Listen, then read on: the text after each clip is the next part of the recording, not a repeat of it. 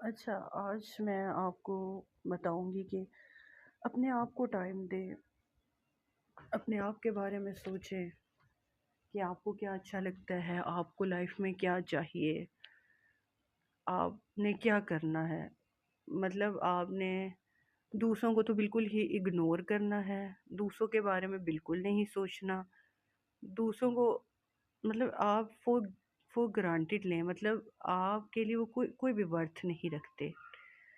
کیونکہ دیکھیے جب آپ کے اندر کچھ ہوگا تو آٹومیٹکلی لوگ آپ سے اٹریکٹ ہوں گے، آپ کی طرف آئیں گے، آپ سے بات کرنے کی خواہش رکھیں گے۔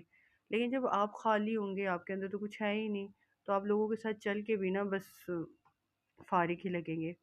تو اپنے بارے میں سوچیں، سب سے پہلے اپنا کنیکشن اپنے اللہ کے ساتھ اچھا کریں۔ اب کنیکشن اچھا کرنے کے بہت سارے طریقے ہیں، وہ میں آپ کو ساتھ ساتھ بتاؤں گی۔ سب سے پہلے آپ کو بتایا تھا صبر، شکر۔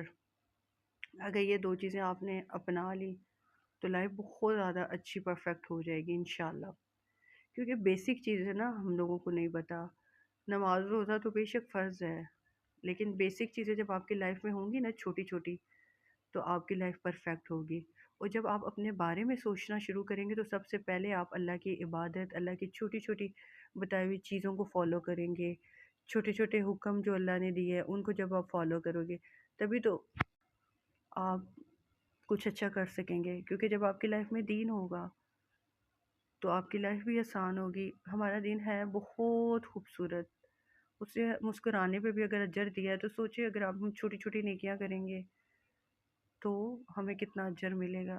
کہنے کا یہ مطلب ہے کہ اپنے بارے میں سوچیں۔ یہ دنیا میں ہم کتنا بھی کچھ کر لیں ساتھ لے کے نہیں جائیں گے، کچھ بھی نہیں۔